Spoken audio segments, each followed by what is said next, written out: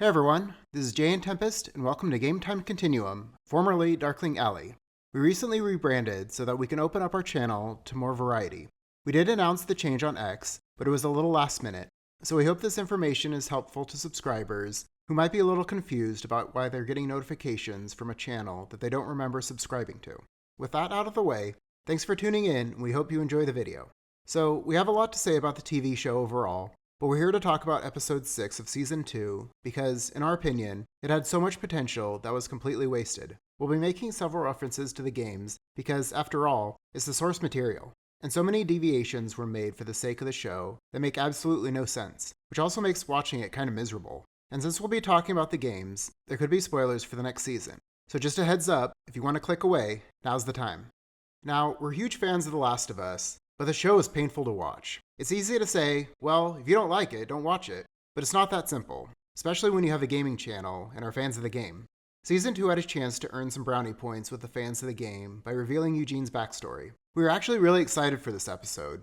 Eugene doesn't make an appearance in the game, but he's mentioned enough times for players to realize there's a lot more to his story than what Dina and Ellie reveal.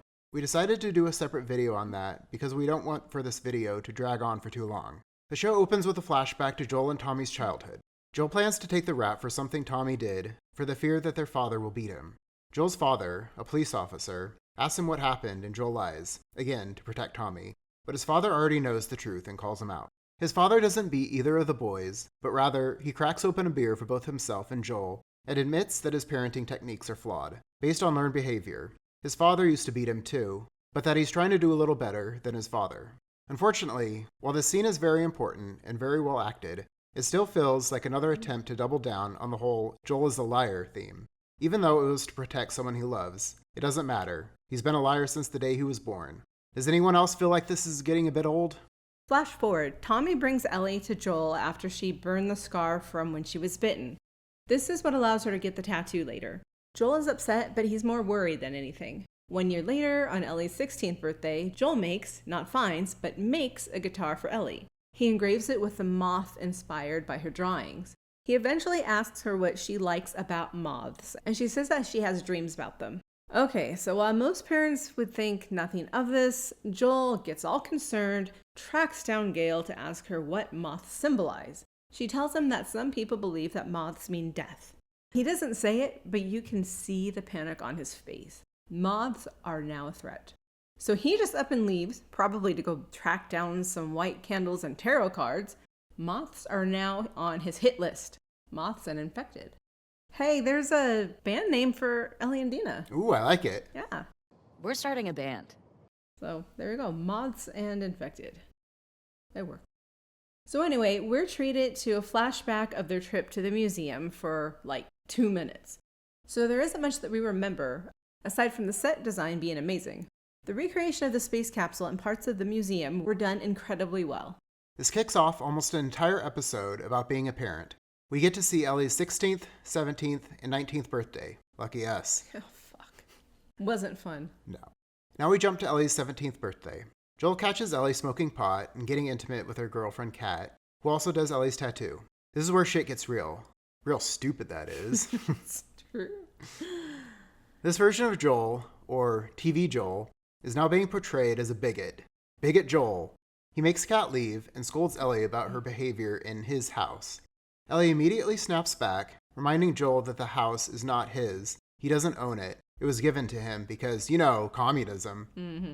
In this episode, Ellie establishes a tradition of putting Joel in his place every year on her birthday. I wonder how often he regrets not leaving Worth the Fireflies. Often? I'll bet. I know, I I would. wouldn't have even taken her in the first place. I would have shot her in the head. Everybody talks about Joel breaking his promises or whatever. Then he should have broken his promise to Tess and just, didn't take Ellie. I know, I would have. Yeah, I don't want that thing. Yeah, no way. Anyway, so we'll flash forward to 2 years later, Ellie's 19th birthday. I'm just imagining how much sleep poor Joel lost wondering how Ellie planned to fuck with him this time. On top of the reoccurring nightmares about death moths that he's probably been having for the past 3 years. This is the day that we get to find out what happened to Eugene. The only reason we watched this episode And the reason why we will never again trust the show to reveal any mystery in a way that isn't so fucking disappointing. Joel shows up at Ellie's garage with a gun and tells her that he's taken her on her first patrol for her birthday, giving her a chance to prove how incompetent she is. And she does exactly that. She is far from ready to run patrols. She doesn't have the maturity or mental capacity to understand and follow protocol. She uses this time to take jabs at Joel for his decision to take her on the safest trail in the area and brushes up on her peeping Tom skills or voyeurism or whatever by using her binoculars to spy on squirrels that are mating versus, looking for infected or anything of importance. Glad she's got her priorities. Oh, God. So sick of her. We're going to have a 2-year-long break, right? We are. Good. Okay. So Joel gets a radio call that Eugene and Adam, who are also on patrol, need backup not far from where he and Ellie are. Concerned for her safety, he tells Ellie to go back to Jackson, which, to be fair, goes against the rules of the patrol for Jackson, at least in the game. So Ellie gets her bitch on and tells Joel she's not his kid and that they need to stick together. I'm going to take a wild guess here and say that Ellie may be suffering from early onset Alzheimer's. She doesn't seem to remember how much it hurt her when he told her that she wasn't his daughter. But it could also be that she just doesn't care because why should she? It's not like Joel's ever done anything for her. Oh, no, not at all. Never. Bitch. When they get close to Eugene's location, they leave their horses and continue on foot. They find Eugene, who shows them his bite. Joel prepares to end Eugene, as per protocol, which is the same as in the game. Eugene wants to see Gale one last time before he turns, though he knows it's against protocol. When Joel refuses, Eugene pulls a gun on him, but it's empty. He begs to see Gale, but Ellie, not understanding the magnitude of the situation and that this is the harsh reality of running patrols, takes it upon herself to examine Eugene by making him hold out his hand and count to 10. Because she's an expert from her days with the Fireflies. Who made her perform the same test, which she passed every time because, she's immune. She's immune. Why doesn't she remember that? She remembers every time it's convenient. Mm-hmm. She keeps pushing for Joel to take Eugene back to Jackson. He agrees and tells her to go get the horses. He promises her that he won't shoot Eugene while she's gone, but he does because it's protocol, and it's protocol for a reason. Suppose the time it takes for a person to turn varies from person to person. He's 73 years old, so it's possible he could turn more quickly than someone half his age, but that doesn't matter. Joel did the right thing, but since it wasn't what Ellie wanted, and it was her birthday. My birthday, my rules. She gets upset when she returns with the horses and finds that Joel didn't keep his promise. Of course, this all leads back to the liar Joel theme. I hate that. Except in this case, lying to Ellie was the only way he could carry out what needed to be done because she wouldn't stop bitching and moaning about it. Right?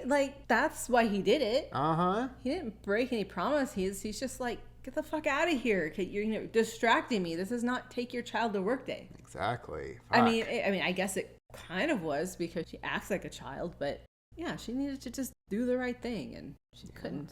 Well, for some reason, it never occurred to Ellie there were risks involved with bringing an infected person home. Eugene could have turned along the way and attacked both herself and Joel.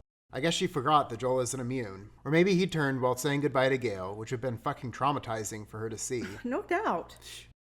Can you imagine, you're saying goodbye to your husband or spouse or whatever, and they're just, starting to, make twisted faces and growl at you? Yeah, that would have been That's what she fucked wants? up.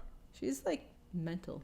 But yeah, it's especially if they had to execute him quickly, and she was there to see that too. Yep. They made Ellie a complete idiot in the show, a certified dumbass. For real, man. And after bringing Eugene's body to Gale, Joel tells her what happened to him, but lies about his last moments. He's clearly trying not to make the situation more painful for her. What is he supposed to say? Oh, and by the way, he was begging for me to take him back to Jackson so he could say goodbye to you, and I said yes, but I didn't mean it because I'm a lying sack of shit. Why not? Everybody else says that, so yeah. Liar Joel. But hey, don't worry. Ellie decides to be a snitch. I think you actually mean snatch. I did mean snatch. And steps in to save Gale from liar Joel by telling him the truth, which understandably makes her more upset. So you want to know what's kind of hilarious about this? Ellie outs Joel for lying to Gale. But a few months later, while talking to Tommy at a baseball game, Gail calls Ellie a liar. And Tommy remarks, he's like, there's a difference between telling a lie and being a liar. And she's like, I know, and that one is a liar. So awesome. Referring to Ellie, of course. I'm gonna be honest. I love this. I can't wait to find out why Gail says that, aside from the moments when Ellie is obviously lying, like about being okay after losing Joel and her bullshit speech at the town hall meeting. So the final scene between Joel and Ellie is the porch scene combined with the scene from when Joel finally tells Ellie the truth in the game, when she went to Salt Lake City to look for clues about what happened with the Fireflies there. And this is also the scene which resulted in all of the "will cry for views" reaction videos. Did you see those? Oh, yeah, those are freaking ridiculous. I didn't watch any of them because I can't. Look, I know crying is supposed to be a good thing, but these people are like exploiting their bodily functions for views. And most of them are faking or exaggerating, talking about how like, oh, I need therapy now because, Joel and Ellie. Seriously. Ridiculous. I don't even know what to say about that. Maybe they're dumb. I don't know. Maybe we're just being too harsh. They're just being entrepreneurs and stuff, living the dream. So more power to them, I guess. Honestly, guys, there isn't much to say about this scene. It plays out mostly the same as in the game, but they somehow still manage to fuck it up. Joel's a badass in the game. He's not sobbing in the scene, and by this point in the game, Ellie already knows what Joel did. All the most important scenes and pivotal moments are all over the map in the show, arranged in ways that either reveal too much too soon, or like in this scene, just don't make any sense. It's rushed. Ellie isn't given time to process what happened and be mad at Joel before deciding that she wants to work toward forgiveness and moving forward. She just decides right then and there that she wants to try forgiving him. Joel, crying his eyes out, tells her that he did what he did because he loves her, and that he hopes that she'll do a little better than him if she ever becomes a parent. A callback to what his dad had once said to him. For those of you that are watching but haven't played the game, we'll go ahead and show you how a non-weeping Joel Miller reacts to Ellie in this scene. If somehow the Lord gave me a second chance at that moment, I would do it all over again.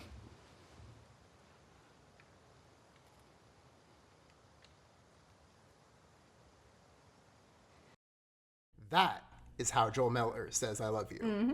He doesn't need those words. No. I love you. He just stares her straight in the eye. And the acting in both games is absolutely superb. Oh my god, so superior. So much better. So the show has pretty much used up almost all of Ellie's story before she finds Abby. We still have one more hour of our lives we're willing to donate to bringing you some content from the season finale. Now, we did say that we want to elaborate more on Eugene's story in the game, so be on the lookout for that video real soon. Thanks for watching.